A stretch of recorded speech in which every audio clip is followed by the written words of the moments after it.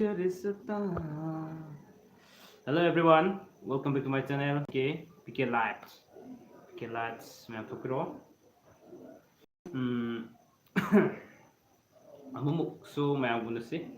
Nahan isay tawkre. Ngasina mayam gi wahang. Andaga ina akang bukar kumjaba. Mayam ga kari tawsige tanaba sum tawsi. Ngasidi nuway na mayam timing si amata thokna raktaba timing ojuba khangdre.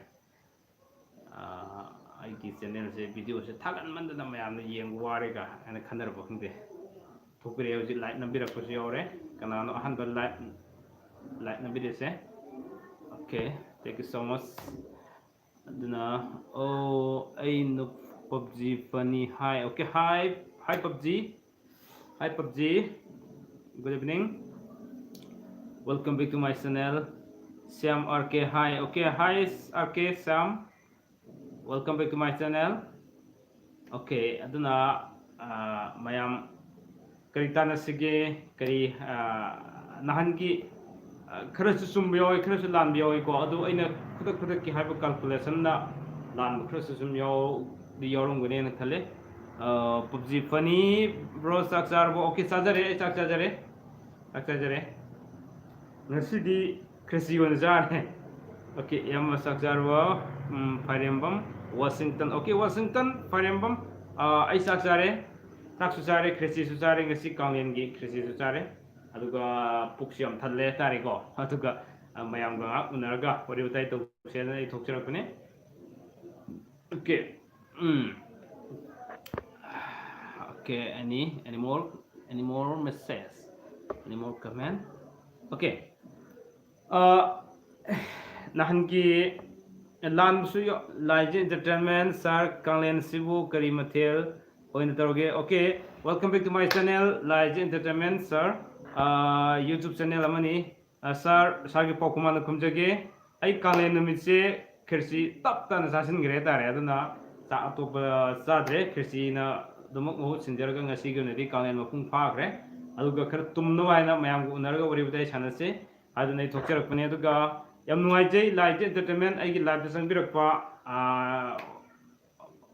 hujik mayamgi sacrifice amga loinana prakathokpaga loinana aikogi angangsinggi damakta lockdown manungchigi kangauna duna leiraba angangsing mayamse sigi damakta aikogi online class daily given online class subject it's in every subject kurimagi class 10 especially focus on the class 10 the focus tawjirakanda laije entertainment na jik subject kunimgi topic ayam loi losile syllabus cover tawgi yausilabane online class da mayam yengbiu laije entertainment as well as subscribe to view aigi collects ni na mayam su laije entertainment ji thokpiriba laije entertainment asin changbirakanda dum subscribe to view YouTube channel yam nuaibne adugo atopa funny gi entertainment oiba kayam su dum ubu phongbigini maroina special focus on student education da focus to jaba kanone adu entertainment na thonjaba wani ko yam kana ba YouTube channel ni okay adudi eiga manare sir okay Kanglen ni manav taramne sir jeki khangan ba hi bro nungai bro udaba kuire ne okay jeki khangan ba hi do ne yam kui khre adu je aidi udaba kuire de hajeroi ukhiba kuire ne hajaduni ko ukibu kuirena maramdi udabadi ngai ta su udri ukibadi ekoi unakibadi am kuire hetare sisum yaramgani ne khanjei sman ha bisi ko anyway sum ai mayam nuwaina masum hajabne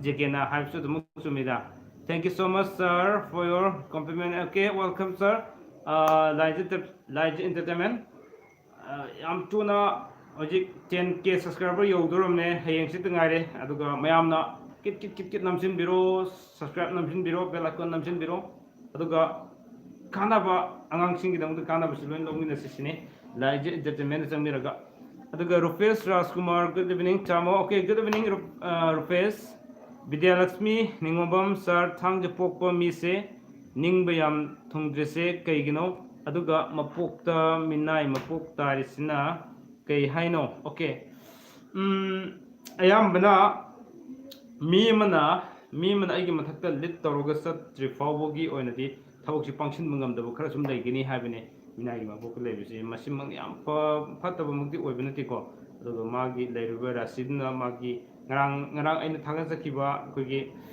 ꯑꯩꯈꯣꯏꯒꯤ ꯃꯤ ꯂꯥꯏ ꯍꯤꯡꯆꯥꯕ ꯇꯥꯕꯒꯤ ꯃꯇꯥꯡꯗꯣ ꯑꯝꯇꯪ ꯐꯖꯅ ꯌꯦꯡꯕꯤꯌꯣ ꯑꯗꯨꯒꯤꯁꯨ ꯑꯗꯨꯝꯗꯁꯨ ꯌꯥꯝ ꯂꯩꯕꯅꯤ ꯑꯩꯈꯣꯏ ꯄꯨꯟꯁꯤꯒꯤ ꯅꯨꯡꯉꯥꯏꯕ ꯀꯩꯅꯣꯁꯤꯡ ꯑꯗꯨꯒ ꯍꯌꯦꯡ ꯌꯥꯝ ꯅꯨꯡꯉꯥꯏꯕ ꯑꯩ ꯍꯧꯖꯤꯛ ꯄꯣꯁꯇꯗꯤ ꯊꯝꯖꯈ꯭ꯔꯕꯅꯦ ꯍꯌꯦꯡ ꯌꯥꯝ ꯅꯨꯡꯉꯥꯏꯕ ꯇꯣꯄꯤꯛ ꯑꯃ ꯑꯣꯏꯅꯦꯅ ꯈꯟꯖꯩ ꯍꯌꯦꯡ ꯊꯝꯖꯒꯗꯧꯔꯤꯕ ꯇꯣꯄꯤꯛꯁꯦ ꯑꯩ ꯍꯧꯖꯤꯛ ꯍꯥꯏꯐꯦꯠ ꯍꯥꯏꯗꯣꯛꯆꯔꯝꯒꯦ ꯑꯩꯈꯣꯏꯒꯤ ꯅꯨꯄꯤꯒꯤ ꯑꯍꯥꯟꯕ ꯊꯥꯒꯤ ꯔꯤꯇꯨ ꯂꯥꯛꯄꯁꯦ ꯊꯥꯒꯤ ꯃꯦꯟꯁ ꯂꯥꯛꯄꯁꯤꯗ ꯃꯁꯤꯗ ꯑꯩꯈꯣꯏꯒꯤ ꯁꯤꯒꯤ ꯂꯥꯛꯏꯕ ꯕ꯭ꯂꯗꯁꯦ ꯏꯁꯦ ꯃꯁꯤꯗ ꯀꯔꯤꯗ ꯁꯤꯖꯤꯟꯅꯅꯤ ꯃꯁꯤꯒꯤ ꯀꯥꯟꯅꯕ ꯗꯦꯟ ꯑꯃꯅ ꯅꯝꯕꯔ 2ꯗ ꯑꯉꯥꯡ ꯎꯅꯕ ꯃꯇꯝꯗ ꯃꯃꯥꯅ ꯁꯦꯠꯈꯤꯕ ꯐꯅꯦꯛꯁꯤꯒꯤ ꯃꯇꯥꯡꯗꯁꯨ ꯑꯗꯨꯃꯛ ꯍꯌꯦꯡ ꯑꯩ ꯊꯝꯖꯔꯛꯀꯦꯅ ꯍꯣꯠꯅꯖꯔꯤ ꯑꯦꯟ ꯑꯗꯨꯒ ꯅꯥꯎꯄꯟ ꯐꯤꯒꯤ ꯀꯥꯟꯅꯕ ꯍꯥꯏꯔꯤꯕ ꯑꯍꯨꯝꯁꯤꯒꯤ ꯀꯥꯟꯅꯕꯁꯤ ꯀꯔꯤꯅꯣ ꯍꯥꯏꯕꯅꯆꯤꯡꯕꯁꯤꯡꯁꯦ ꯍꯌꯦꯡ ꯁꯣꯏꯗꯅ ꯑꯩ ꯇꯣꯄꯤꯛ ꯑꯃ ꯊꯝꯖꯔꯛꯀꯅꯤ ꯑꯩꯅ ꯐꯔꯦꯟꯕꯝ ꯋꯥꯁꯤꯡꯇꯟ ꯏꯌꯥꯝꯕ ꯁꯟꯗ ꯐꯝꯕꯒꯤ ꯐꯣꯜ ꯑꯝꯇ ꯍꯥꯏꯕꯤꯔꯛꯑꯣ ꯁꯟꯗ ꯐꯝꯕꯁꯦ ꯈꯔꯗꯤ ꯁꯨꯝ ꯄꯪꯇꯛ ꯆꯨꯗꯛ ꯁꯤ ꯑꯣꯏꯒꯅꯤꯀꯣ ꯋꯥꯈꯜ ꯊꯣꯛꯇꯕ ꯀꯣꯟꯅ ꯑꯩꯈꯣꯏꯒꯤ ꯊꯕꯛ ꯑꯃ ꯇꯧꯔꯦ ꯍꯥꯏꯔꯒ ꯂꯣꯏꯔꯒ ꯀꯣꯟꯅ ꯒ꯭ꯌꯥꯟ ꯇꯥꯔꯛꯄꯒꯨꯝꯕ ꯑꯁꯤ ꯇꯧꯍꯧꯒꯗꯕꯅꯤ ꯀꯥꯏꯅ ꯈꯟꯕ ꯁꯤꯒꯨꯝꯕ ꯋꯥꯈꯜ ꯍꯦꯛ ꯂꯥꯛꯀꯅꯤ ꯆꯍꯤꯁꯤꯃꯒꯤ ꯑꯣꯏꯅꯗꯤꯀꯣ ꯆꯍꯤꯁꯤꯒꯤ ꯍꯣꯡꯒꯅꯤ ꯅꯥꯎꯔꯦꯝ ꯕꯦꯝꯃ ꯁꯇꯔꯗꯦ ꯅꯨꯃꯤꯠꯇ ꯄꯣꯛꯇꯕꯅ ꯐꯔꯦ ꯕꯦꯝꯃ ꯌꯥꯝ ꯐꯠꯇꯕ ꯑꯣꯏꯔꯣꯏ ꯀꯩꯁꯨ ꯁꯇꯔꯗꯦꯗꯒꯤꯗꯤ ꯁꯟꯗꯦꯗꯅ ꯍꯦꯟꯅ ꯐꯠꯇ꯭ꯔꯤꯅꯤꯀோ ꯁꯇꯔꯗꯦꯗꯤ ꯈꯔꯕꯨ ꯐꯔꯤ ꯍꯥꯏꯖꯒꯦ ꯁꯥꯃꯨꯗ ꯐꯝꯕꯗꯤ ꯈꯔ ꯁꯨꯝ ꯃꯥꯁꯨ ꯃꯀꯣꯛꯃꯛ ꯊꯣꯡꯅ ꯂꯩꯕꯗꯤ ꯉꯝꯃꯣꯏ ꯇꯧꯕꯇꯕꯨ ꯃꯄꯥꯡꯒꯜ ꯌꯥꯝ ꯁꯨꯝ ꯊꯕꯛ ꯏꯪꯈꯥꯡ ꯄꯥꯡꯊꯣꯛꯄꯗꯤ ꯑꯌꯥꯝꯕ ꯉꯝꯒꯅꯤ ꯁꯨꯃꯥꯏꯅ ꯂꯩꯕꯅꯦ ꯆꯥꯎꯔꯥꯛꯄ ꯈꯔꯒꯅꯤꯀꯣ ꯑꯩꯅ ꯍꯥꯏꯔꯤꯁꯦ ꯑꯗꯨꯒ ꯑꯣꯀꯦ ꯑꯗꯨꯅꯦ ꯑꯩ ꯑꯃꯨꯛꯀ ꯔꯤꯄꯤꯠ ꯇꯧꯖꯒꯦ ꯍꯌꯦꯡ ꯑꯩꯅ ꯌꯨꯝꯕꯥꯜ ꯂꯣꯂꯝꯖꯤꯡꯒꯤ 34 ꯁꯨꯕ ꯇꯥꯡꯀꯛꯅꯦ ꯑꯦꯄꯤꯁꯣꯗꯇ ꯑꯩ ꯊꯝꯖꯒꯦꯅ ꯈꯟꯖꯔꯤꯁꯦ ꯑꯩꯈꯣꯏꯒꯤ ꯀꯩ ꯍꯥꯏꯅꯤ ꯅꯨꯄꯤꯒꯤ ꯑꯍꯥꯟꯕ ꯊꯥꯒꯤ ꯃꯦꯟꯁ ꯂꯥꯛꯄꯁꯤꯗ ꯃꯁꯤ ꯌꯥꯝ ꯃꯔꯨꯑꯣꯏꯕ ꯃꯇꯝꯅꯤ ꯃꯁꯤꯗ ꯃꯃꯥ ꯑꯣꯏꯕꯤꯁꯤꯡꯅ ꯂꯧꯕꯤꯒꯗꯕ ꯊꯧꯗꯥꯡ ꯑꯃꯗꯤ ꯑꯗꯨꯗ ꯂꯥꯛꯏꯕ ꯏꯁꯤꯒꯤ ꯀꯥꯟꯅꯕꯁꯤ ꯀꯔꯤꯅꯣ ꯃꯇꯝꯗꯨꯗ ꯁꯦꯠꯈꯤꯕ ꯗ꯭ꯔꯦꯁꯁꯤ ꯀꯔꯤꯅꯣ ꯃꯇꯧ ꯀꯔꯝꯅ ꯁꯤꯖꯤꯟꯅꯒꯅꯤ ꯗꯦꯟ ꯅꯝꯕꯔ 2ꯗ ꯃꯃꯥ ꯑꯣꯏꯕꯤꯁꯤꯡꯅ ꯑꯉꯥꯡ ꯄꯣꯛꯄ ꯃꯇꯝꯗ ꯁꯦꯠꯈꯤꯕ ꯐꯅꯦꯛꯁꯤꯒꯤ ꯀꯥꯟꯅꯕꯁꯤ ꯀꯔꯤꯅೋ ꯗꯦꯟ ꯑꯃꯅ ꯅꯥꯎꯀꯟ ꯐꯤꯒꯤ ꯀꯥꯟꯅꯕ ꯀꯔꯤꯅꯣ ꯍꯥꯏꯕꯅꯆꯤꯡꯕꯁꯤꯡꯁꯤꯒꯤ ꯃꯇꯥꯡꯗ ꯈꯤꯇꯪ ꯍꯌꯦꯡꯁꯤ ꯊꯝꯖꯔꯛꯀꯦꯅ ꯈꯟꯖꯔꯤ ꯕ꯭ꯔꯣ ꯅꯨꯄꯥꯅ ꯁꯟꯗꯦ ꯅꯨꯄꯤꯅ ꯐ꯭ꯔꯥꯏꯗꯦꯒꯤ ꯑꯃꯗ ꯍꯥꯏꯕꯤꯌꯣ ꯁꯟꯗꯦ ꯃꯟꯗꯦ ꯇ꯭ꯌꯨꯁꯗꯦ ꯋꯦꯟꯁꯗꯦ ꯐ꯭ꯔꯥꯏꯗꯦ ꯆꯐꯨ ꯏꯋꯥꯟ ꯇꯥꯏ ꯌꯥꯝ ꯐꯩ ꯆꯐꯨ ꯏꯋꯥꯟ ꯇꯥꯏꯀꯣ ꯖꯦꯀꯦ ꯈꯥꯡꯍꯟꯕ ꯑꯣꯀꯦ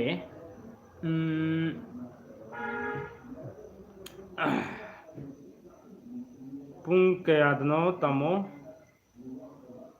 ꯍꯌꯦꯡꯒꯤꯗꯨꯔോ ꯍꯌꯦꯡꯁꯦ ꯑꯣꯜꯃꯣꯁ ꯑꯩ ꯑꯌꯨꯛꯇ ꯑꯗꯨꯝ ꯊꯥꯒꯠꯅꯕ ꯇꯧꯖꯔꯛꯀꯦ ꯍꯧꯖꯤꯛ ꯑꯩ ꯁꯦꯝꯕ ꯂꯣꯏꯗ꯭ꯔꯤ ꯑꯗꯨꯒ ꯔꯦꯀꯣꯔꯗꯇꯤ ꯈꯔ ꯂꯧꯕ ꯍꯧꯖꯔꯕꯅꯤ ꯂꯣꯏꯗ꯭ꯔꯤ ꯑꯗꯨ ꯁꯨꯝ ꯑꯩ ꯉꯁꯤꯁꯤ ꯀꯩꯅꯣꯗ ꯑꯩ ꯀꯩꯅꯣꯁꯨ ꯋꯥꯏꯐꯁꯨ ꯈꯔ ꯃꯁꯥ ꯉꯝꯃꯛꯇꯕ ꯑꯗꯨꯒꯤ ꯑꯁꯨꯝ ꯃꯣꯏꯁꯤ ꯉꯥꯛ ꯄꯣꯊꯥꯍꯜꯂꯒ ꯑꯩꯁꯨ ꯉꯥꯛꯇꯪ ꯋꯥꯈꯜ ꯃꯥꯏꯟ ꯐ꯭ꯔꯦꯁ ꯇꯧꯕ ꯑꯣꯏꯅ ꯃꯌꯥꯝꯁꯤꯒ ꯎꯅꯁꯦꯅ ꯑꯩ ꯊꯣꯛꯆꯔꯛꯄꯅꯤ ꯑꯗꯣ ꯉꯁꯤ ꯂꯣꯏꯁꯤꯟꯅꯕ ꯍꯣꯠꯅꯗꯣꯏꯅꯤ ꯑꯗꯣ ꯍꯌꯦꯡ ꯑꯌꯨꯛꯇꯤ ꯁꯨꯝ ꯑꯩ ꯊꯥꯒꯠꯅꯕ ꯍꯣꯠꯅꯖꯔꯛꯀꯅꯤ ꯌꯥꯔꯤꯕ ꯃꯈꯩ ꯈꯔ ꯉꯟꯅ ꯑꯣꯏꯔꯁꯨꯀꯣ ꯊꯥꯒꯠꯅꯕ ꯑꯗꯨ ꯁꯦꯝꯕ ꯂꯣꯏꯗ꯭ꯔꯤ ꯍꯥꯏꯇꯥꯔꯦ ꯍꯌꯦꯡ ꯑꯌꯨꯛꯁꯨ ꯁꯨꯝ ꯑꯩ ꯁꯦꯝꯖꯔꯛꯀꯅꯤ ꯉꯟꯅꯕ ꯍꯣꯠꯅꯖꯔꯛꯇꯣꯏꯅꯦ ꯑꯗꯨꯒ ꯗꯤꯄꯛ ꯂꯥꯏꯚ ꯅꯠꯇꯦꯀꯣ ꯍꯌꯦꯡ ꯑꯩꯅ ꯊꯥꯔꯛꯇꯣꯏꯁꯤꯗꯤ ꯑꯣꯜꯃꯣꯁ ꯀꯩꯅꯣ ꯑꯣꯏꯅ ꯑꯩꯈꯣꯏꯒꯤ ꯕ꯭ꯂꯣꯛ ꯑꯃ ꯑꯣꯏꯅ ꯁꯦꯝꯖꯔꯛꯀꯗꯣꯏꯅꯦ ꯐ꯭ꯔꯥꯏꯗꯦ ꯄꯣꯛꯄ ꯃꯤꯒꯤ ꯐꯣꯜ ꯍꯥꯏꯕꯤꯔꯛꯑꯣ ꯐ꯭ꯔꯥꯏꯗꯦꯒꯤꯗꯤ ꯑꯗꯨꯝ ꯑꯐꯕ ꯑꯣꯏ ꯑꯗꯨꯒ ꯃꯥ ꯄꯨꯡꯐꯝ ꯈꯔꯗꯤ ꯅꯥꯏꯕꯅꯦ ꯃꯄꯣꯛ ꯅꯨꯃꯤꯠ ꯈꯨꯗꯤꯡꯒꯤ ꯄꯨꯡꯐꯝ ꯅꯥꯏꯀꯣ ꯉꯁꯥꯏꯒꯤ ꯁꯦꯇꯔꯗꯦ ꯍꯥꯏꯗꯨꯁꯨ ꯁꯦꯇꯔꯗꯦ ꯉꯥꯛꯇ ꯐꯠꯇꯕ ꯅꯠꯇꯦ ꯃꯥꯏ ꯄꯨꯡꯐꯝ ꯐꯕ ꯂꯩ ꯑꯩꯈꯣꯏꯒꯤ ꯃꯤꯒꯤ ꯏꯁꯇꯥꯔ ꯍꯥꯏꯕ ꯑꯃ ꯂꯩꯀꯣ ꯏꯁꯇꯥꯔꯁꯦ ꯑꯩꯈꯣꯏꯒꯤ ꯀꯣꯆꯤꯗꯒꯗꯤ ꯅꯈꯠꯇ꯭ꯔ ꯍꯥꯏ ꯅꯈꯠꯇ꯭ꯔꯁꯦ ꯑꯐꯕ ꯑꯗꯨꯒꯤ ꯃꯇꯨꯡ ꯏꯟꯅꯅꯦ ꯑꯩꯈꯣꯏꯅ ꯌꯦꯡꯗꯣꯏꯁꯦ ꯕꯤꯀ꯭ꯔꯝ ꯆꯤꯅꯪꯒꯩ ꯕ꯭ꯔꯣ ꯅꯨꯡꯉꯥꯏꯖꯩ ꯑꯣꯀꯦ ꯑꯃ ꯀꯥꯍꯧꯔꯦ ꯐ꯭ꯔꯥꯏꯗे ꯄꯣꯛ ꯑꯣꯀꯦ ꯖꯦꯀꯤ ꯈꯥꯡꯍꯟꯕ ꯕ꯭ꯔꯣ ꯅꯨꯄꯥꯅ ꯃꯤꯟꯅ ꯅꯨꯄꯤꯅ ꯇꯨꯜꯂ ꯖꯦꯀꯤ ꯈꯥꯡꯍꯟꯕ ꯃꯃꯥꯡꯗꯁꯨ ꯑꯩꯅ ꯊꯝꯖꯕꯗꯨꯅꯤꯀꯣ ꯔꯥꯁꯤ ꯐꯨꯜꯒꯤꯁꯤꯗꯤ ꯑꯩ ꯅꯨꯃꯤꯗꯥꯡꯗ ꯍꯥꯏꯖꯔꯣꯏꯒꯦ ꯑꯣꯔꯧꯕꯤꯔꯣꯏ ꯑꯗꯨꯝ ꯑꯩ ꯋꯥꯆꯞꯇ ꯂꯥꯛꯄꯤꯌꯨ ꯋꯥꯆꯞꯇ ꯁꯨꯝ ꯑꯩ ꯈꯨꯝꯖꯔꯛꯀꯦ ꯄ꯭ꯔꯤꯇꯝ ꯆꯤꯡꯉꯨꯖꯝ ꯌꯥꯝ ꯑꯣꯖꯥ ꯅꯨꯡꯉꯥꯏꯖꯩ ꯑꯣꯀꯦ ꯊꯦꯡꯛ ꯌꯨ ꯁꯣ ꯃꯆ ꯄ꯭ꯔꯤꯇꯝ ꯄꯤꯌꯥꯔꯤ ꯉꯥꯛꯄꯝ ꯅꯨꯄꯥꯅ ꯇ꯭ꯌꯨꯁꯗꯦ ꯅꯨꯄꯤꯅ ꯊꯔꯁꯗꯦ ꯇ꯭ꯌꯨꯁꯗꯦ ꯑꯣꯏꯅꯁꯨ ꯊꯔꯁꯗꯦ ꯑꯐꯕ ꯑꯣꯏꯗꯦ ꯑꯗꯨ ꯔꯥꯁꯤ ꯗ ꯄꯛꯅꯔꯝꯃꯗꯤ ꯈꯔ ꯐꯅꯤ ꯄꯛꯅꯗ꯭ꯔꯒꯗꯤ ꯈꯔ ꯋꯥꯒꯅꯤꯀꯣ ꯁꯦ ꯀꯁꯥꯔ ꯃꯣꯏꯔꯥꯡ ꯆꯅꯨ ꯀꯁꯥꯔꯗꯒꯤ ꯃꯥꯜꯂꯤ ꯆꯟꯁꯦ ꯗ ꯅꯨꯄꯥꯅ ꯊꯔꯁꯗꯦ ꯄꯣꯛꯄꯒ ꯅꯨꯄꯤꯅ ꯐ꯭ꯔꯥꯏꯗꯦ ꯄꯣꯛꯄ ꯑꯗꯨꯗꯤ ꯃꯔꯝ ꯍꯥꯏꯕꯤꯔꯛꯎ ꯅꯨꯄꯥꯅ ꯊꯔꯁꯗे ꯅꯨꯄꯤꯅ ꯐ꯭ꯔꯥꯏꯗꯦ ꯑꯗꯨ ꯌꯥꯝ ꯐꯩ ꯆꯐꯨ ꯋꯥꯟ ꯇꯥꯏ ꯌꯥꯝ ꯐꯕ ꯑꯣꯏ ꯀꯁꯥꯔ ꯃꯣꯏꯔꯥꯡ ꯆꯅꯨ ꯑꯐꯕ ꯑꯣꯏꯀꯣ ꯑꯗꯨꯒ ꯇꯤꯛꯀꯦ ꯖꯦꯅꯤꯐꯔ ꯅꯨꯄꯤꯅ ꯁꯦꯇꯔꯗꯦ ꯅꯨꯄꯥꯅ ꯐ꯭ꯔꯥꯏꯗꯦ ꯅꯨꯄꯤꯅ ꯁꯦꯇꯔꯗꯦ ꯅꯨꯄꯥꯅ ꯐ꯭ꯔꯥꯏꯗꯦ ꯍꯥꯏꯕꯅꯦꯕ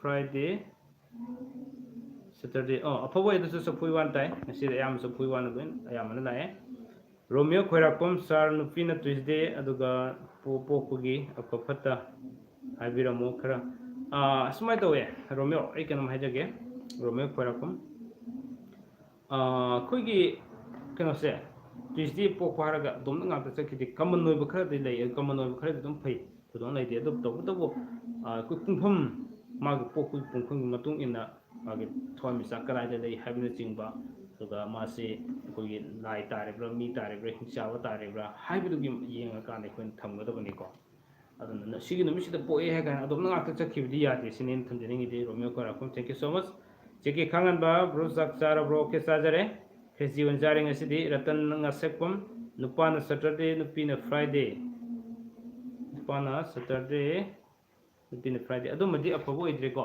ꯇꯧꯕꯇꯕꯨ ꯑꯩꯈꯣꯏꯒꯤ ꯀꯩꯅꯣ ꯌꯦꯡꯁꯦ ꯋꯥꯇꯠꯁꯦ ꯑꯩꯈꯣꯏꯒꯤ ꯔꯥꯁꯤꯐꯣꯜꯗꯣ ꯔꯥꯁꯤ ꯑꯅꯤꯗꯨꯁꯨ ꯄꯛꯅꯕ꯭ꯔꯥ ꯍꯥꯏꯕꯗꯨꯁꯨ ꯌꯦꯡꯕ ꯗꯔꯀꯥꯔ ꯂꯩ ꯀꯣ ꯑꯗꯨꯒ ꯏꯆꯟ ꯂꯧꯁꯝꯕꯝ ꯅꯨꯄꯤꯅ ꯃꯟꯗꯦ ꯅꯨꯄꯥꯅ ꯁꯦꯇꯔꯗꯦ ꯁꯟꯗꯦ ꯃꯟꯗꯦ ꯁꯦꯇꯔꯗꯦ ꯁꯟꯗꯦ ꯃꯟꯗꯦ ꯈꯥꯕꯩ ꯇꯥꯏ ꯈꯤꯇꯪ ꯑꯐꯕ ꯑꯣꯏꯗꯦ ꯑꯗꯨꯁꯨ ꯁꯤꯁꯨ ꯔꯥꯁꯤꯗ ꯄꯛꯅꯕ꯭ꯔꯥ ꯌꯦꯡꯁꯤꯀꯣ ꯏꯆꯟ ꯂꯧꯁꯝꯕꯝ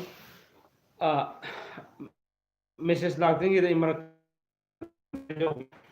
ꯑꯩꯒꯤ ꯅꯤꯛꯄ꯭ꯔꯥ ꯃꯌꯥꯝ ꯍꯥꯏꯕ꯭ꯔꯥ ꯀꯃꯥꯏꯅ ꯇꯧꯒꯦ ꯌꯥꯝ ꯆꯞꯄ꯭ꯔꯥ ꯑꯗꯨꯝꯇ ꯍꯥꯏꯕꯤꯔꯛꯑꯣ ꯅꯦꯠꯁꯤ ꯈꯤꯇꯪ ꯁꯣꯟꯕꯒꯨꯝ ꯑꯃ ꯇꯧꯕ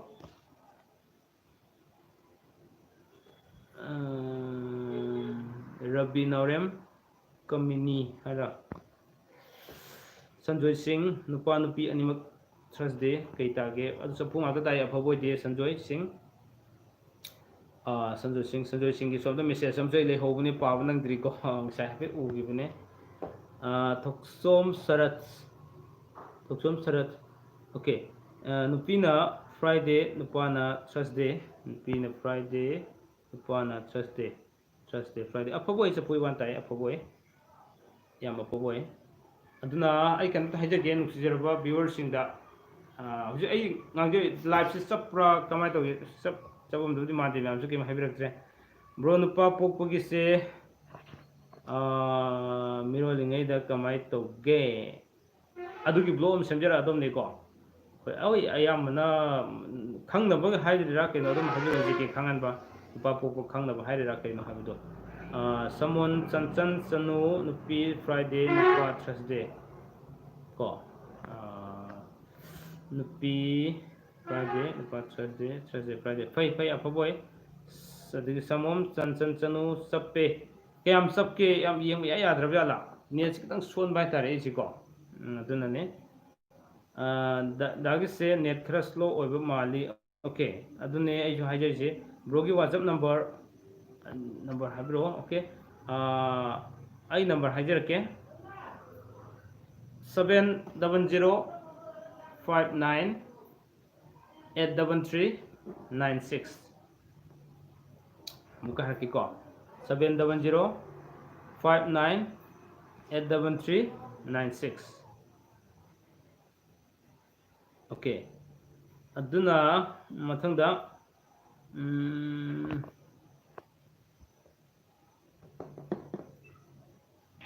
ꯊꯣꯛꯆꯣꯝ ꯁꯔꯛ ꯈꯔ ꯆꯞꯄꯦ ꯑꯣꯀꯦ ꯏꯆꯟ ꯀꯃꯥꯏ ꯇꯧꯗꯧꯕ ꯑꯗꯨ ꯐꯠꯇꯕ ꯑꯣꯏꯔꯗꯤ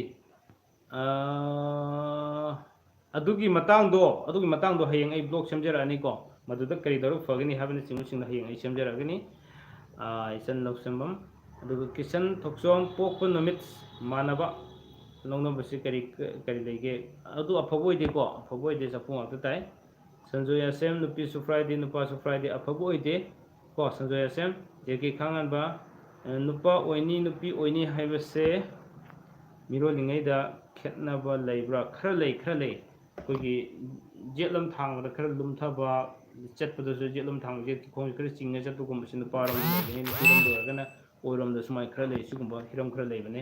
ꯑꯩ ꯕ꯭ꯂꯣꯛꯁꯦ ꯁꯦꯝꯖꯔꯛꯈꯤꯒꯅꯤ ꯀꯣ. ꯑꯣꯀꯦ, ꯑꯗꯨꯒ ꯖꯦꯀꯦ ꯈꯥꯡꯍꯟꯕ. ꯑꯣꯀꯦ, ꯁꯤꯝꯅꯦ. ꯔꯕꯤ ꯅꯧꯔꯝꯁꯤ ꯃꯦꯁꯦꯖ ꯏꯔꯦ ꯍꯦꯛꯇ ꯀꯛꯈꯤ.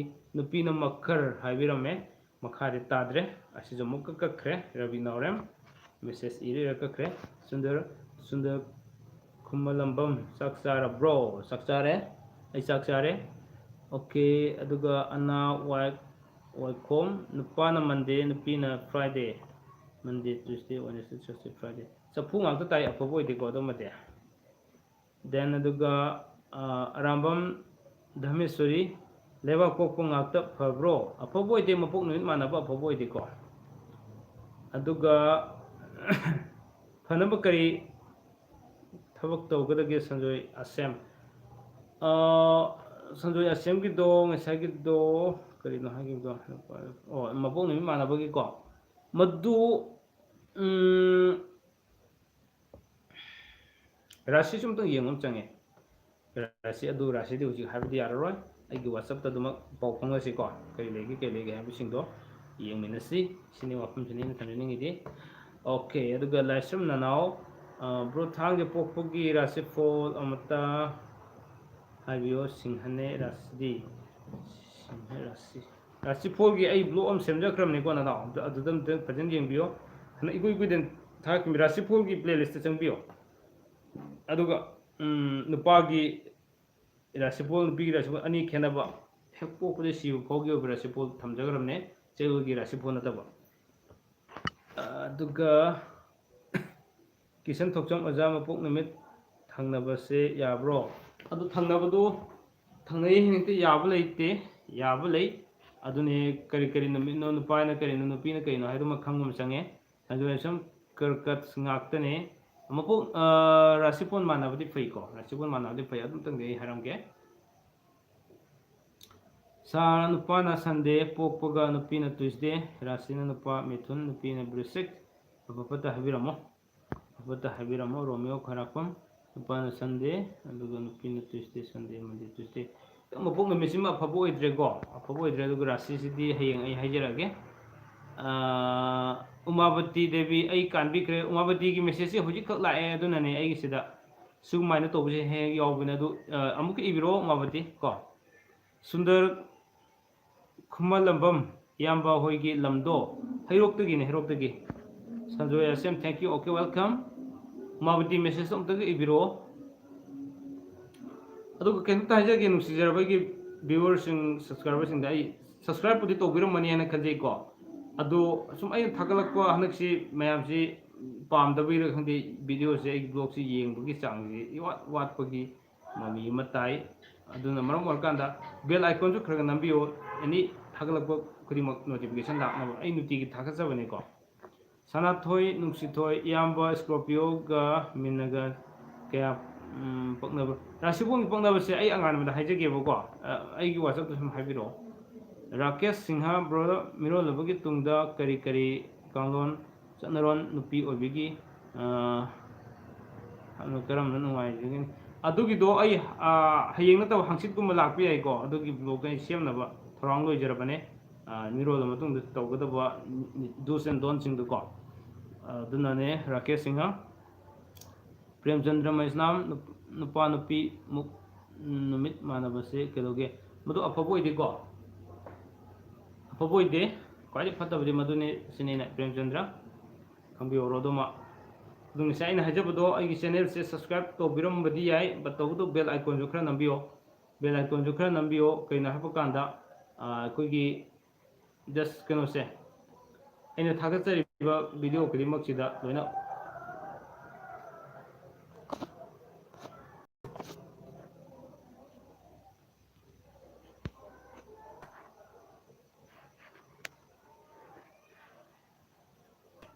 ꯀꯔꯤꯅꯣ ꯃꯩ ꯃꯨꯠꯈ꯭ꯔꯦꯅꯦꯍꯦ. ꯃꯩ ꯃꯨꯠꯈ꯭ꯔꯦ.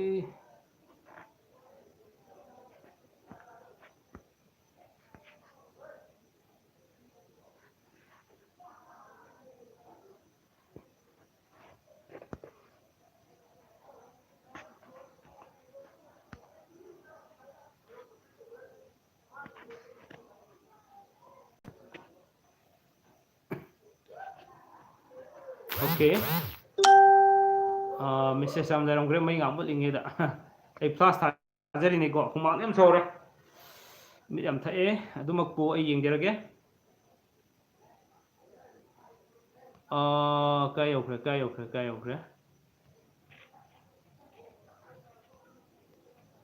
Seri pe Monday nupi Thursday nupa Thursday Friday Saturday Sunday Monday apa boy de adu so sapung ata tai Victory Kakching Tangfam sar kay ensang chage ai ngasi di mayan jase le khrechi o ke ro tor ko khrechi gi ensang sing tor ko chare Sundar Kumbalambam udri mam gre okay kita ngalamani hojik nupi na makar nupa na mina rasipol gido Rabi Naurem ai WhatsApp ta hangbiro ko angan madai khumjage nupa nupi mapok numit manabase karida patrino ja koi chapui wan khawi checkup ana leibido adu chapu ngata ta bai tari ko adu maram orkana ne aduga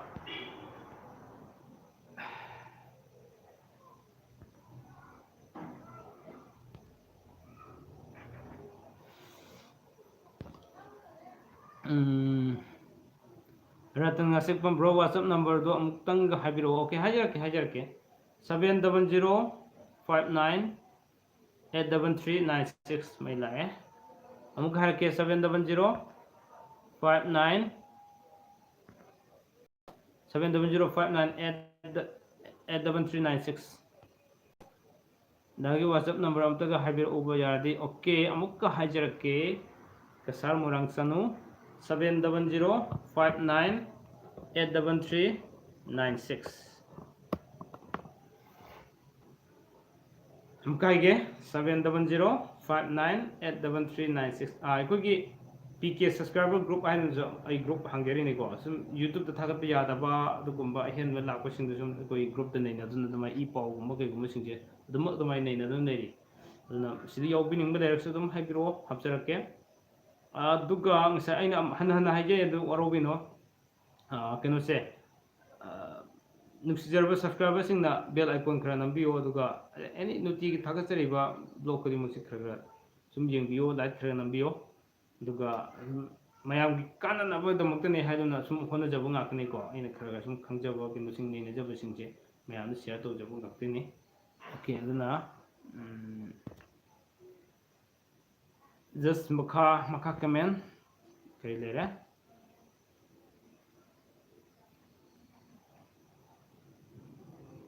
okay thanks the number habir kugi okay welcome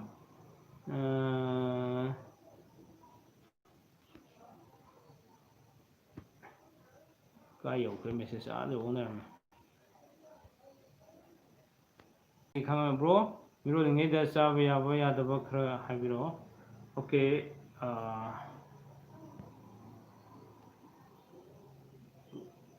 khangan ba WhatsApp to ko not all sorry ai hangsik soin paijarake adugi blog to ko adu yengse yam leibane ba khara adu magi tawgado tawrodo loina mai thajarage so adugi mamang na khara budi yaudi yawgrabne yumba lo lamjing to ko adugi dina kumar message yaman message aina wari sangado deina khara tension jabane ko palam damne waro biro habidi wari yam sangado basing dudi ai blog am samjarake to jabane dina kumar aduga malem nganbi se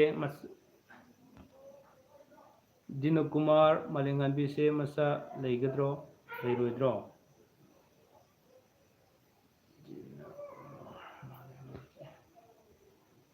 adudi mingda ka haibi yaroi ko dina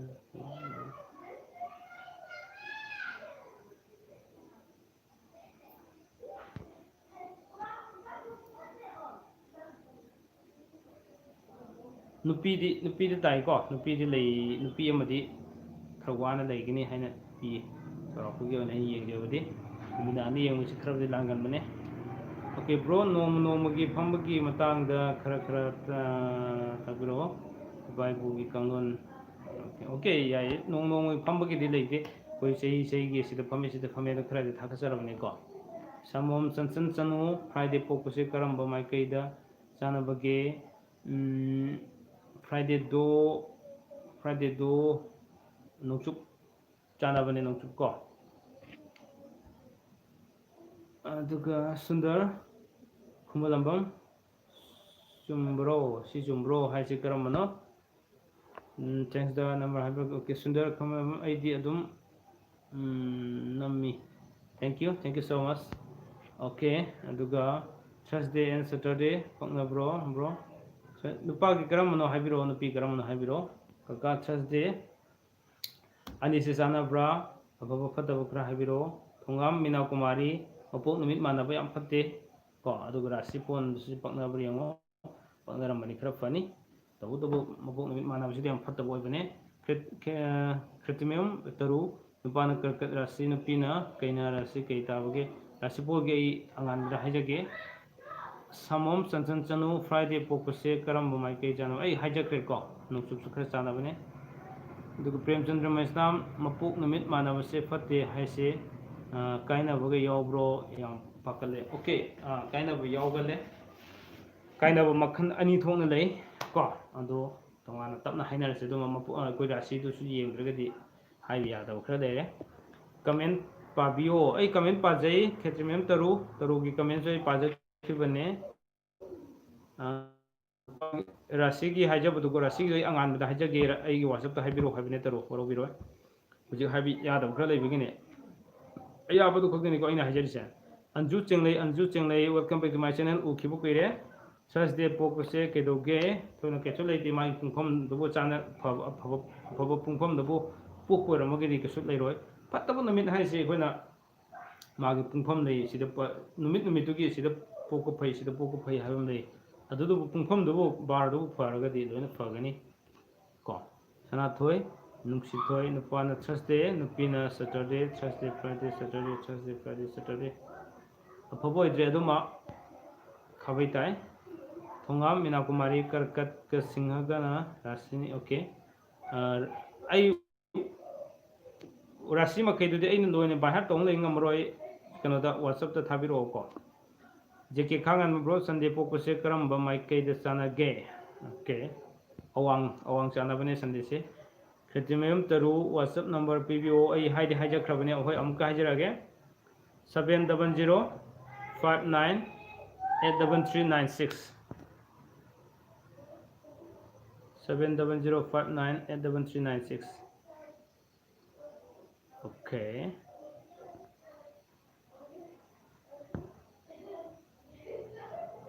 ai ni sida message am igi to buneba igi number se okay Promi Devi Thursday ga Saturday ga rasi singa danu nupa karam nupi karam khang dragadi yengkham khangaroi oro biroi Promi okay Sanjo SM rasi phone da pakna ba mai kai pakna da ba mai kai yengbu ya bro okay yai ai thaga chakram ne jumba lo lamjing da amtang hangkal yengbi ko ai channel se da playlist ta changbi rakanda jumba lo lamjing yengbi yo da loni yawra bane khra payam thaga chakram ne Cheripi Sir Vidyalakshmi se thabak hangadra Vidyalakshmi se thabak hangadra ming da haibi ade go ming da thabak phangani phangoi haibi ade oja imung amada mapok numit manabana namna leibase kari fol lege adugi di thoidokko akai beleite sum wakhan managa duptane ko aduga mati manau de fatte haibi wane Ratan ngasepom nupana kaina nupina kumba ai rasipon hajar roige WhatsApp ta hajarage oro biroi thaja hobijam welcome back to my channel thaja sa Tuesday se karam ba mai kaida sana bage amta habiro Tuesday se makha sana bagum do bane makha sana thoi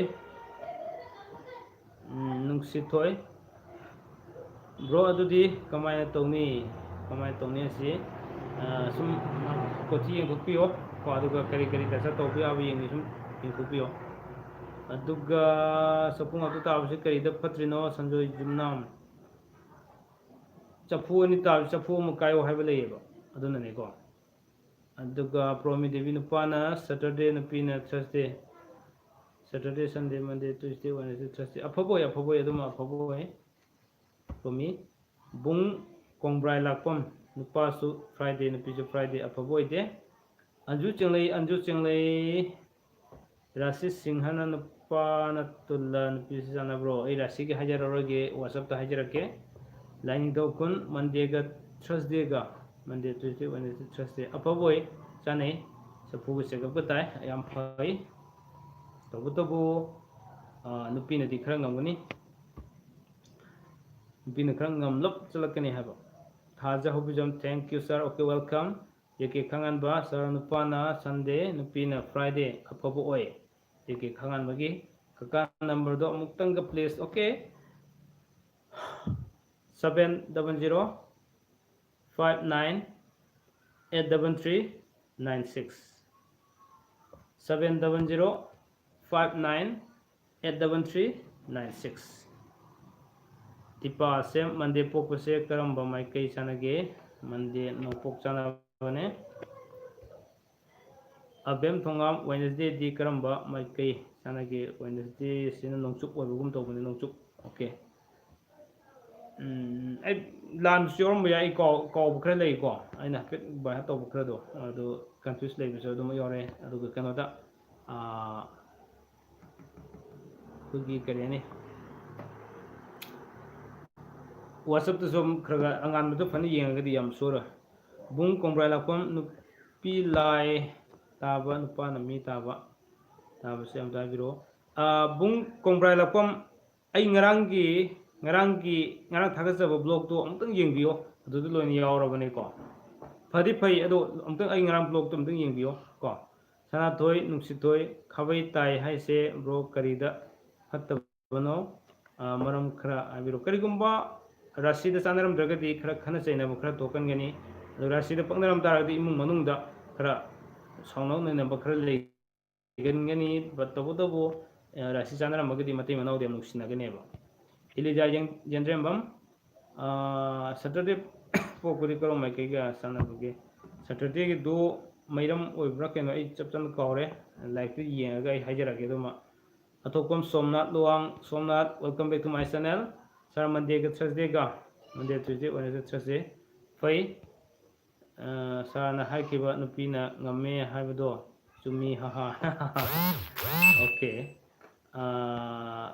Victory Kaching Tabam Sir Thursday Nupase Karamba Maikai gise I high with the land Maka Yorokadre I confuse Krala Baka Yoriko Mayamgi was some talk with a cook in Tadabado Aduna was up to them Hungiro and I Aduga Maikai Janabagi a Tagasakram at the CM Bureau Puna Maxim Mayam Hungary Makation Ayamana I Tagasakravanga Kane Yumbalo Lamjingi playlist Zambiragadum Yambu and over the Funganico.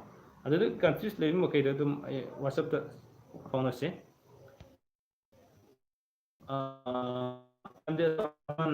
Friday, Nupina Sunday, Friday, Saturday, Sunday, Kang Sanabualiko.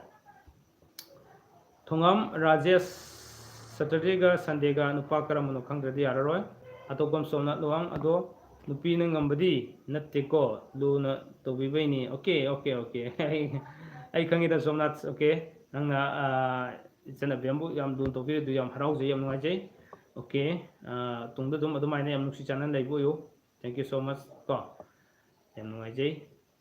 The guy channel citizen like we were like the Lapiba, Tengabiam Noi. And the guy Abiam do yam lunu to bio.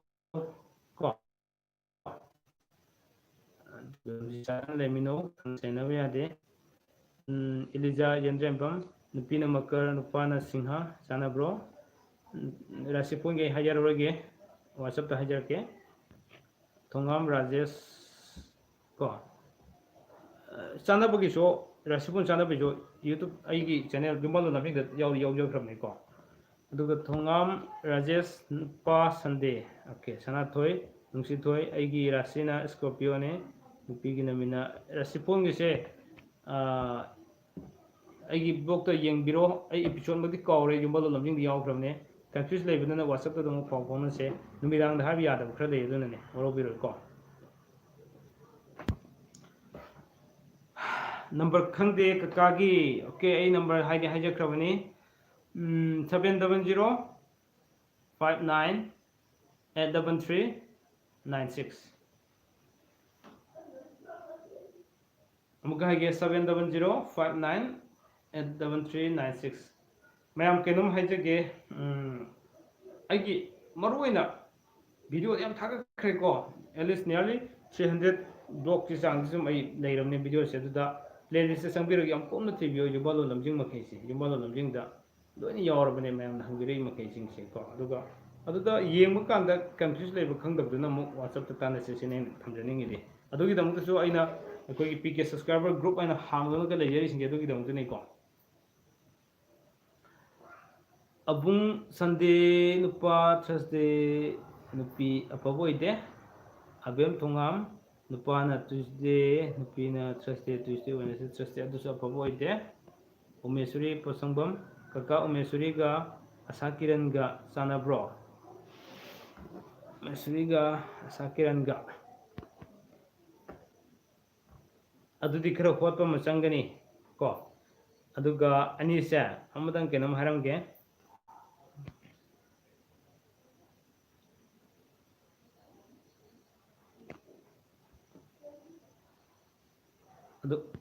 angang di ahan di nupi pokani ko duga pritam pyari sanglapam nupi na minna nupa na dhanu se sanabro do pokani nupi sanadre hai adu rasi gi se pritam pyari kaigum sanara men khala jo hojik numida daina haragadi noi phattaba ko legini aduna nei rasi pol sin numida aina hajatri ko thongam rajesh nupa Sunday nupi Saturday adusu chana boide rasipol si yengom changi Jotinga Rosni ga chana bro chane angang sunu pa pokani ahan muda Victory Kakching Tabam sar ming dasu leibro chanaba chanadaba ming dadi chanadaba leite but tudong leite aduga angang da nupa pokadra nupi pokadra de sum khara makai de habi aw khara lei ko adune kasar morang chanu da nupa nupi animak Saturday obise sana dabase amda chana de malu chana de mupuk numit manamase kogi kayani amma natraga amadi leidaba natraga kainabadi sum yawgane sum to khara leigani ko aduna ne mupku rasipuna sum manatragadi khayana piwon sokani rasipuna manaramani khara mu phabu khara lei farisina kari kari jaga singna phabuge habdo adudi phajana unaraga tanabam sangi ko okay come on waiting your message waiting your comment aduna cherry karkat nupi singha nupa ani je pakna ai hanjin haijabadne waro biro ko afabule ramagdi rasipon je uji aina haijab matam noi phatabu phol lekini aduna ai angan bada haijage en haise nukki habi ai Sunday ga Thursday ga chanade haise kari oigidage nupa na Sunday natro nupi na Thursday oragadi chanade chapung ag tai habane laini dokun Anil ga Bisori ga chanabro ming da chanabasi yengba yade nupa nupi pokadrana hangbu khotba budi kitang yengba yai haijabani ko anduga samom chanchan chanu sar nupi na Friday nupa na Thursday Friday adu yam chanai na yam phai kaisam thoi sar Prasanta ga Anupama ga chanabra chanadabra mutu habiyo ming da chanadabra leijade ai hanjin hangbire matabu angang nupa pokani ahan bagini ko Raju ga saya ga si chanabro khara chanabo ale nupi pokani Sanathoi ga Aran balaga mapuk numitta habiro ko mingdisi koina habi yadre aduna ne thongam mina kumari kaka Thursday pokase mapokki nuai gadra nuagadra nuai ni Thursday di apabo ganoni lusingba yam oidine makok tona thabak kuri makta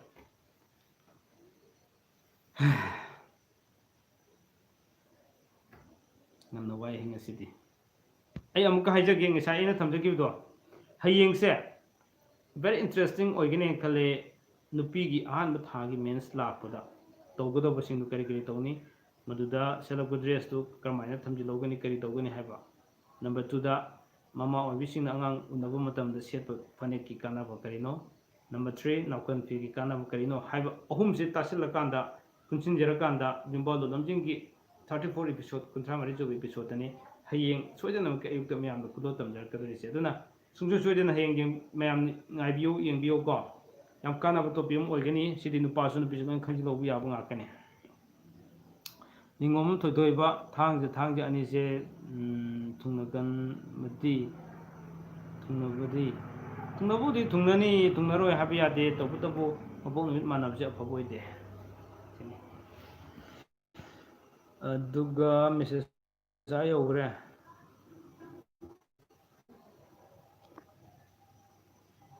okay Kisan ꯊꯣꯏ ꯁꯥꯔ ꯅꯨꯄꯥꯁꯨ ꯅꯨꯄꯤꯁꯨ ꯁꯟꯗꯦ ꯉꯥꯛꯇ ꯑꯣꯏꯕꯁꯤ ꯀꯨꯊꯤ ꯌꯦꯡꯕꯗꯤ ꯀꯥꯟꯅꯕ ꯀꯨꯊꯤ ꯌꯦꯡꯉꯒ ꯇꯧꯐꯝ ꯊꯣꯛꯄ ꯈꯔ ꯑꯗꯨꯝ ꯇꯧꯊꯣꯛꯄꯤꯕ ꯌꯥꯏ ꯆꯍꯤꯒꯤ ꯀꯩꯒꯤ ꯇꯧꯕ ꯈꯣꯠꯄ ꯀꯣ ꯌꯦꯡꯕꯤꯌꯨ ꯕꯤꯛꯇꯣꯔꯤ ꯀꯛꯆꯤꯡ ꯇꯥꯕꯝ ꯁꯥꯔ ꯐ꯭ꯔꯥꯏꯗꯦꯗꯤ ꯃꯄꯣꯛꯄ ꯅꯨꯄꯤꯁꯦ ꯀꯔꯤ ꯂꯩꯒꯦ ꯃꯄꯣꯛꯀꯤ ꯑꯣꯏꯅ ꯐ꯭ꯔꯥꯏꯗꯦꯒꯤꯗꯤ ꯈꯔ ꯁꯨꯝ ꯐꯩ ꯃꯥꯏ ꯄꯨꯡꯐꯝ ꯐꯔꯒꯗꯤ ꯌꯥꯝ ꯐꯕ ꯑꯣꯏꯕꯅꯦ ꯍꯨꯏꯗ꯭ꯔꯣꯝ ꯁꯔꯃꯤꯂꯥ ꯊꯔꯁꯗꯦ ꯉꯥꯛꯇ ꯃꯥꯟꯅꯔꯗꯤ ꯑꯝꯇ ꯍꯥꯏꯕꯤꯔꯛꯑꯣ ꯐꯠꯇꯕ ꯑꯣꯏꯀꯣ ꯀꯩꯅꯣ ꯍꯥꯏꯕ ꯂꯩ ꯖꯦ ꯀꯦ ꯈꯥꯡꯉꯥꯟꯕ ꯖꯣꯏꯀꯨꯃꯥꯔꯒ ꯁꯤꯂꯥꯒ ꯅꯨꯄꯤ ꯄꯣꯛꯀꯗ꯭ꯔꯥ ꯅꯨꯄꯥ ꯄꯣꯛꯀꯗ꯭ꯔꯥ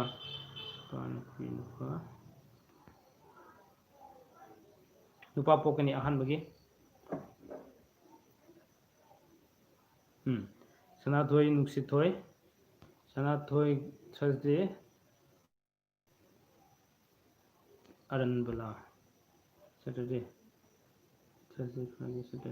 ꯑꯐꯕ ꯑꯣꯏꯗꯦ ꯏꯂꯤꯖꯥ ꯌꯦꯟꯖꯦꯝꯕꯝ ꯐ꯭ꯔꯥꯏꯗꯦꯒ ꯁꯦꯇꯔꯗꯦꯒ ꯆꯥꯟꯅꯕ꯭ꯔꯣ ꯅꯨꯄꯥꯒꯤ ꯀꯔꯝꯕꯅꯣ ꯈꯪꯗ꯭ꯔꯗꯤ ꯌꯥꯔꯣꯏ ꯑꯦꯂꯤꯁ ꯆꯅꯨ ꯑꯣ ꯃꯟꯗꯦ ꯅꯨꯄꯥ ꯀꯣ ꯅꯨꯄꯤ ꯐ꯭ꯔꯥꯏꯗꯦ ꯆꯥꯟꯅꯕ꯭ꯔꯥ ꯑꯃꯨꯛꯇꯒ ꯍꯥꯏꯕꯤꯔꯛꯑꯣ ꯀꯔꯤ ꯐꯠꯇꯕ ꯂꯩꯒꯦ ꯃꯟꯗꯦ ꯅꯨꯄꯥ ꯐ꯭ꯔꯥꯏꯗꯦ ꯅꯨꯄꯤ ꯃꯟꯗꯦ ꯇ꯭ꯌꯨꯁꯗꯦ ꯐ꯭ꯔꯥꯏꯗꯦ ꯆꯐꯨ ꯉꯥꯛꯇ ꯇꯥꯏ ꯑꯐꯕ ꯑꯣꯏꯗꯦ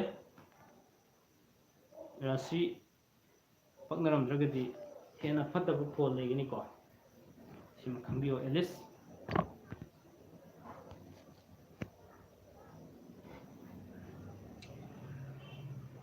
ꯋꯥꯔꯦ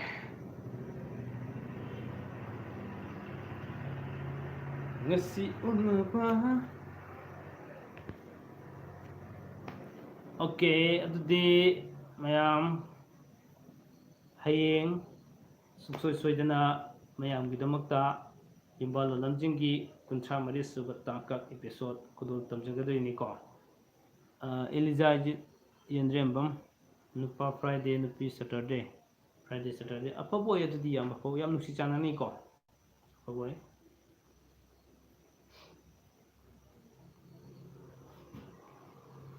ꯌꯥꯝ ꯁꯥꯔꯦ ꯍꯨꯃꯥꯡ ꯌꯥꯝ ꯁꯧꯋꯦ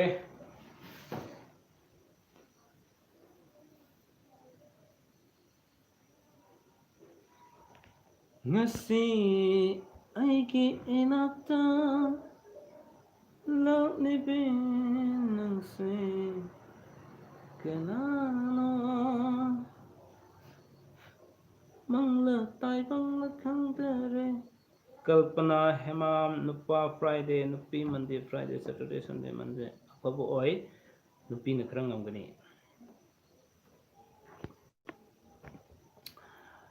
ꯄꯨꯁꯄꯥ ꯈꯥꯏꯗꯦꯝ ꯅꯨꯄꯥ ꯐ꯭ꯔꯥꯏꯗꯦ ꯅꯨꯄꯤ ꯁꯟꯗꯦ ꯐ꯭ꯔꯥꯏꯗꯦ ꯁꯦꯇꯔꯗꯦ ꯁꯟꯗꯦ ꯐ꯭ꯔꯥꯏꯗꯦ ꯁꯦꯇꯔꯗꯦ ꯁꯟꯗꯦ ꯑꯐꯕ ꯑꯣꯏꯗꯦ ꯀꯥꯕꯤ ꯇꯥꯏ ꯈꯔ ꯑꯐꯕ ꯑꯣꯏꯗꯦ ꯔꯥꯁꯤ ꯆꯥꯟꯅꯔꯝꯃꯒꯗꯤ ꯐꯒꯅꯤ ꯑꯗꯨꯒ ꯏꯂꯤꯖꯥ ꯌꯦꯟꯗ꯭ꯔꯦꯝꯕꯝ ꯅꯨꯄꯥ ꯋꯦꯅꯁꯗꯦ ꯅꯨꯄꯤ ꯁꯦꯇꯔꯗꯦ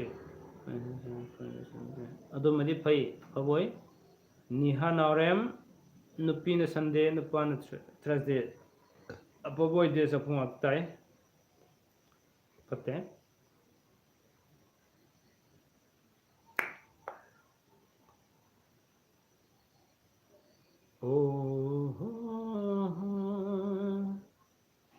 ꯁꯟꯖꯣꯏ ꯖꯨꯝꯅꯥ ꯑꯣꯖꯥ ꯅꯨꯄꯥꯅ ꯃꯤꯟꯅ ꯅꯨꯄꯤꯅ ꯀꯨꯝꯕ ꯑꯩ ꯔꯥꯁꯤꯒꯤꯗꯤ ꯍꯥꯏꯖꯔꯣꯏꯒꯦ ꯅꯨꯃꯤꯗꯥꯡꯗ ꯑꯩ ꯔꯥꯁꯤ ꯍꯥꯏꯖꯔꯣꯏꯒꯦ ꯍꯧꯔꯧꯕꯤꯔꯣꯏ ꯋꯥꯆꯞꯇ ꯊꯥꯕꯤꯔꯣ ꯑꯗꯨꯒ ꯀꯥꯏ ꯌꯧꯈ꯭ꯔꯦ ꯑꯗꯨꯒ ꯑꯣꯀꯦ ꯍꯦꯔꯣꯖꯤꯠ ꯌꯨꯝꯅꯥꯝ ꯅꯨꯄꯤ ꯁꯦꯇꯔꯗꯦ ꯅꯨꯄꯥ ꯐ꯭ꯔꯥꯏꯗꯦ ꯁꯦꯇꯔꯗꯦ ꯌꯥꯝ ꯐꯩ ꯑꯐꯕ ꯑꯣꯏ ꯌꯥꯝ ꯅꯨꯡꯁꯤ ꯆꯥꯟꯅꯅ ꯂꯩꯃꯤꯟꯅꯅꯤ ꯔꯥꯁꯤ ꯄꯛꯅꯔꯝꯃꯒꯗꯤ ꯑꯃꯨꯛꯀ ꯍꯦꯟꯅ ꯐꯗꯣꯏꯅꯤ Okay, adudi mayam kainarasira. Ay hayengi blog khara sema hogirukige. Atang unaduna mayam wari udai sanaba yam nuwaijai mayam na message thabirakpa amadi wahang pakum hak taminaba phaminaba live ta share tominaba yam nuwaijai punamakpo thagachari amadi tungdi yengbirakadaba khwai khudimuk pusu PK channel na amuk namkai leitana thagachau phonokchari. But don't forget to subscribe to my channel. PK channel se subscribe yarbi mukhi khara tobio. Nupina Tuesday, Nupana Friday, Saturday, Sunday. Apa boy dia? Pero jumnam, okay. Lani thokun Monday gi khwaidagi chana base karino kanjage. Samon Sansan, thank you sir. Okay. Good night all. Hayengi egi blog sungsoi shodana yengbiyo apabum organi aduga playlist changbiro jumbalo lamjing nambiro jumbalo lamjing series maki mathang do aina yengbiro like chambiro comment pibiro khangdaba share tawnas mapol mi manaba fatte kavita hudrom. Okay, ngasi tamgadi ai hayengi blog sem gadaw lebanina matam chengi na kodare mayam good nights orase mang forase aigi thagat charakpa video kudima khara yengbiyo like share khara tobiyo ai khangau kanade mayam su khara khangminasi ko is jeke khanga aigi comment pati ke nungai da bole ke ai ngasi gi jeke khanga message comment yam pa jai na ji arul losalam dai dam to thengna dre aduna ne dur kunachar nupa sunu piju yu thakpase kari kino yu nupana ju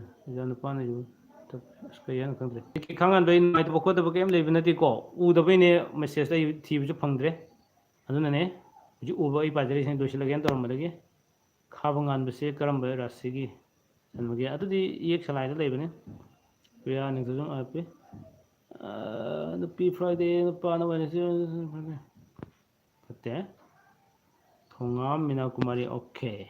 Okay, once again good night to all. Aigi yumalo lamjing series miyeng tabiu khangminasi aiga khangbino mayamsu share tobiu mayam pun khangminasi matamdu da kanglaipa apabu oraktorini wafum sigalona thagajarago video kudimak yengbiu like share tobiu subscribe tobiu bell icon nambiu haija basil lojaraga aro message sanjoya sem kari maten jarage ai khirsi on sare. Okay mayam ha sargi lights or ba haisne. Okay mayam light nambiro thagalakko blog kudima yengbiyo ngasi se aigi acting kha tawjabdo yengbu khwali yam nuaijade mayam kha yengbiyo like share kha tawbiro comment pibiro puning kha thawbiro. Okay, good night to all mang farase mayam.